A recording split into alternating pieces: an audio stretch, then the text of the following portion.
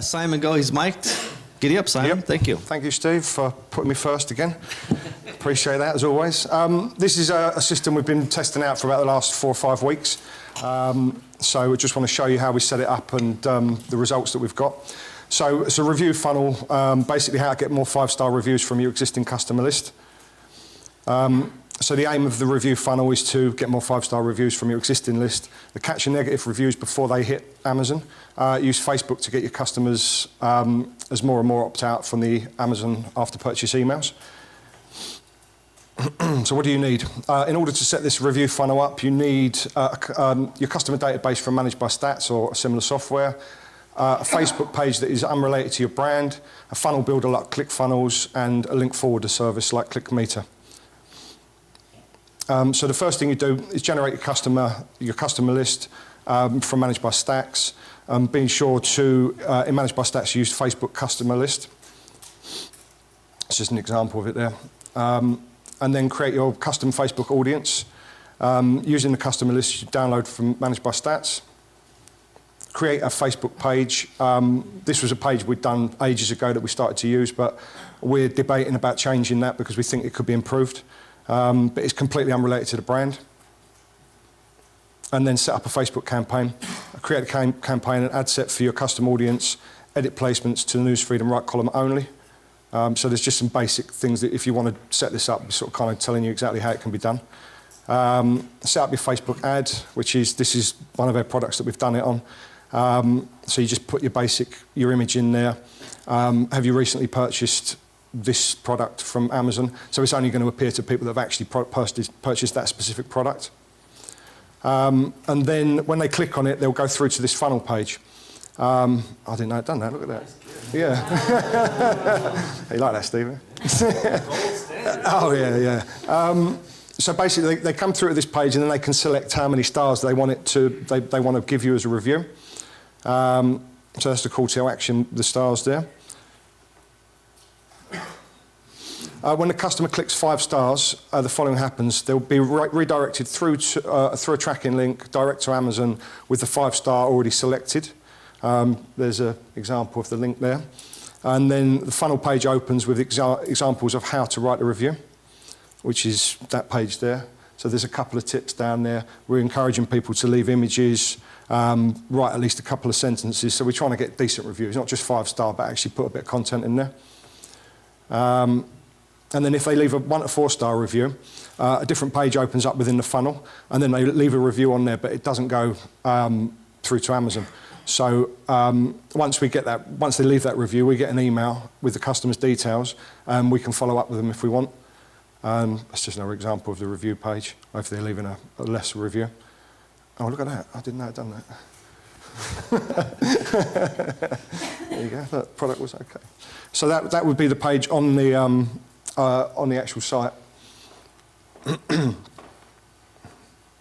And then we get an email like this with their email address telling us that they've left less than 5-star review, so we can follow up and see if we can get them to change it. And then we put a tracking link on so Amazon can't trace where these are coming from. So if we're getting the same link being used constantly with the 5-star reviews, we don't want them to pick up on it. And then remember to optimize your funnels for mobile. This is one of the things that we didn't do. So we ran it for about 3.5, 4 weeks before we realized that we hadn't optimized it. So when you went onto mobile, it was junk. And most of the traffic we had was coming from mobile. So we've done that now, which we think is going to improve the results.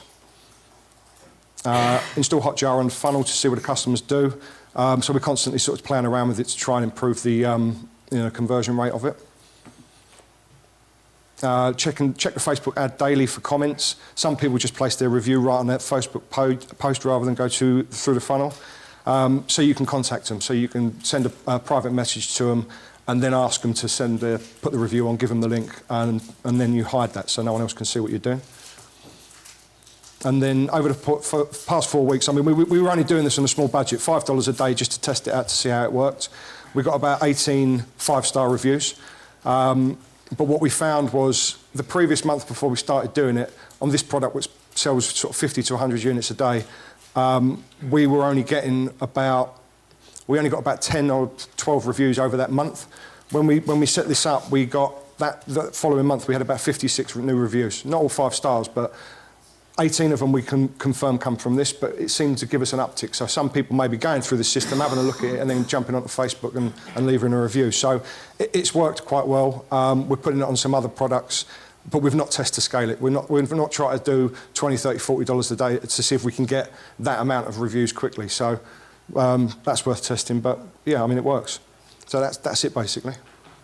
Wow, I love the measurable results. That's very good. Who's got questions? George? Did you set up the funnel page yourself? No, we set it up ourselves, but my manager did it on, ClickFunnels. Yeah, I think there's a template available. I mean, if you want any information, I can get it over to you. But he put it together in a day. It didn't take long. Tyrone? Yeah, so are you incentivizing anybody to actually leave the review? Like, are you No. No, nothing like that. It's just literally just do the advert, drive them in. It's not a huge amount of reviews we're getting, but you know, if we can get a couple of reviews, like maybe one a day, and we can continue to do that, then you know, the odd bad review that comes in, it's going to keep us at a decent level. Are you doing any additional retargeting on Facebook after they upset as well? Not at the moment. No, I mean, we probably will do, but I mean, we've only been testing this for the last month, so yeah.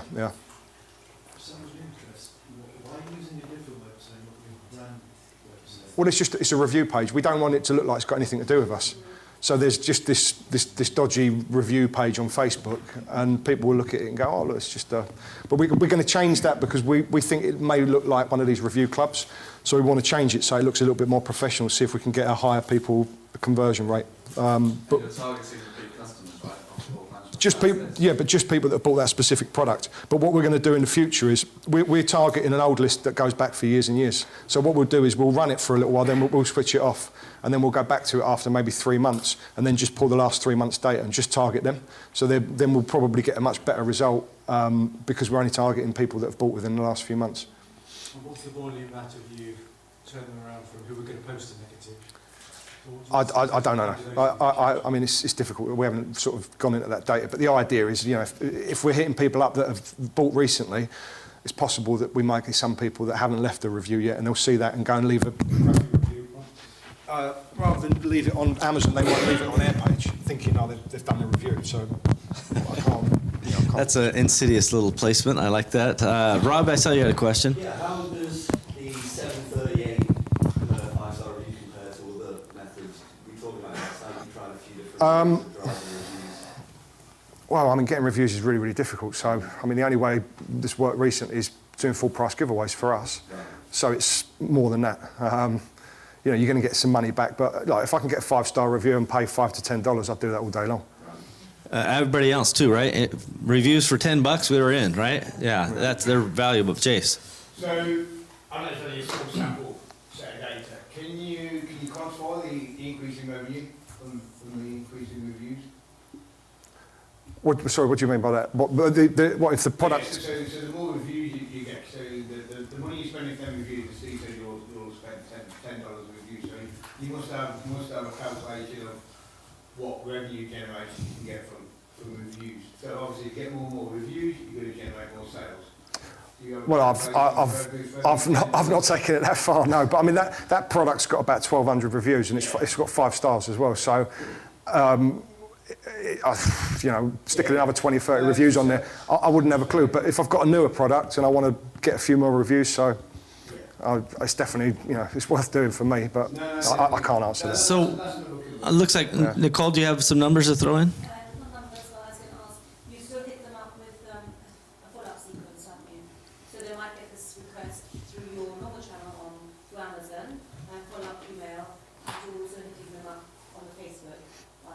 Yeah, they will still go through the normal email sequence.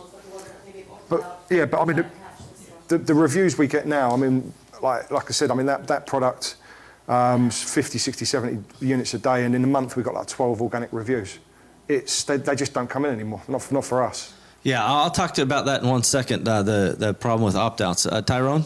Yeah, so I'd be interested to ask you if you have any plans to take a different approach with this, because what I was thinking was, you know, obviously you could set it up like this way, which is just to get general feedback, and then you can filter out the good from the bad and then follow up with the people who who've had a negative experience.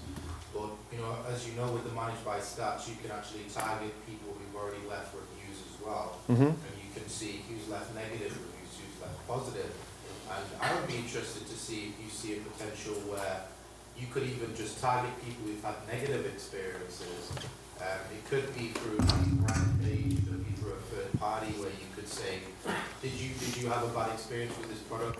We can help, and then you could maybe reach out. Yeah, you could change it for anything. You could change that funnel. You could change the list and go after people that have left bad reviews, or you just change the text, change the advert. But no, I mean we're just testing it just for that at the moment, Yeah. and where it goes in the future, I don't know. But at the moment, it's worked on that product.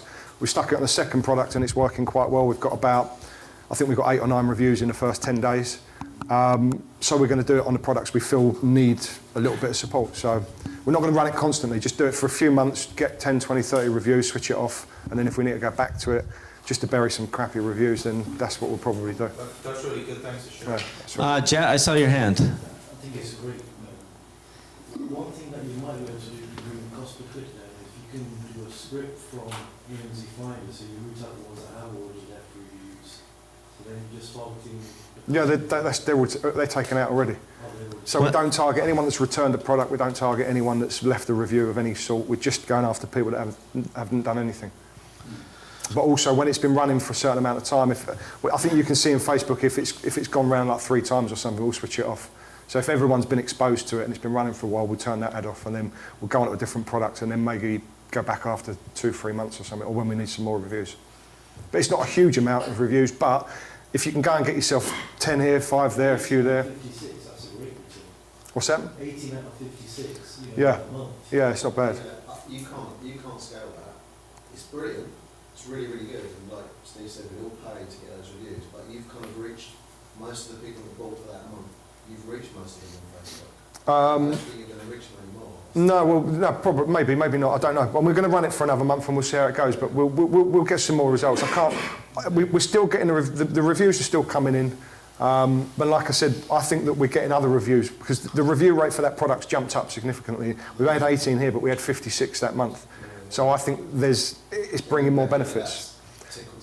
Yeah, well, these are the only ones that we can actually say 100% come through the funnel because he's gone in and checked the emails, and but I think there's more. I think as well, like it's a really good potential as a long-term strategy because as you do this over a period of time and across different product lines, you're also going to be building the list as well of people who have a track record of leaving reviews. So Yeah. when it comes to launching new products, that becomes an asset then that you can then leverage, you know, long-term. Yeah, there's definitely things you can take it in other directions. Tap these people up. Okay, let's give it up for Simon. Great job. Thank you. While we get Jim mic'd up, so to go back to Jason's question, so how do we quantify why reviews matter? Because if they don't matter, why are we doing it, right? So they clearly do matter. So one thing we know, when you drop from 5 stars on that little graphic on Amazon to 4.5 stars, you lose like 12% sales. These numbers are a year and a half old, roughly. When you go from 5 to 4.5 is about 12%. From 4.5 down to 4 is like another 18%. And I don't remember the successive ones, but every time your ratings go down, you lose sales. But even more impactful, and I don't have hard numbers on this, but we've seen examples, anecdotal examples, where when you get like 3 or 4 1-star reviews on that page, so for everybody's reference, I'm sure you're familiar, but on Amazon, the recent review page, when you get a stack of 1-star reviews or low reviews, that can be like a 60% increase until you can populate it with offsetting reviews and get the news to be good, the recency news to be good. The other thing I like about this strategy, amongst other strategies, is Amazon is so picky about the review quality and the review methodology and the source and what's verified and what stays forever and what doesn't, that you should have lots of different methods for getting reviews. It'll look more organic, it'll look more real. Fundamentally it is, or both organic and real. And that's better for us than, the review club type scenarios, the old methods that are now black hat. So anyway, I think